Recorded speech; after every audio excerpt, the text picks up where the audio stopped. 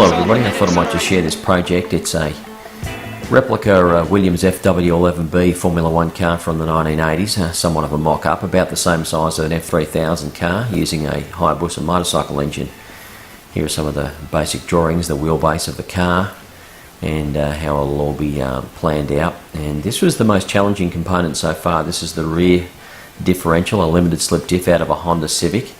And it's been adapted where the crown wheel's been removed. It's been adapted to take the motorcycle sprocket, and there is the Hayabusa engine and the rear differential in its bearing blocks in place, and the chassis will follow soon. But that's come together quite nicely. You still have to make the oil cup to cover those oiling holes, but that's looking quite good. And there are the 6 bolts that will bolt it to the rear of the space frame. And here is that space frame coming together with the diff in place. You can see there the sprocket on the left hand side will go directly to the 6-speed gearbox on the spike engine, which is going to be ideal. And these are some period inner rims I've had machined to our design so that they'll look the part, and they're of course centre lock rims and with slick tyres, 8-inch on the rear and 9-inch slicks on the front. And there is the rear chassis coming together, looking great. Still need to put some bracing in, but it's coming along.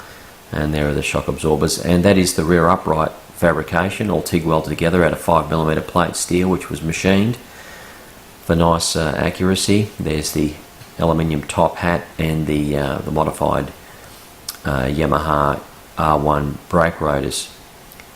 And there are the rear uprights, fully complete. Just need to be painted and cleaned up a bit.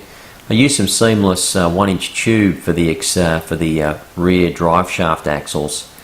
Now they were pressed together and TIG welded, so I expect they'll hold together for a while. The reason I made my own rear CV shafts is because I wanted to get the lengths right with everything mounted centrally. That was another reason for designing the diff how I wanted, is because I wanted both the left and right hand shafts identical. So it was a symmetrical rear end. I've seen some other designs where that hasn't been the case, and that wasn't quite to my liking. Anyway, here we have it all coming together. There's the left hand side of the rear uprights, and there's the left and right hand side done. The uprights looking good. Here are some of the more recent wheels and rims I picked up off an old F3000 car, and I'll probably start with those. And these are some of the components I started with from the outset.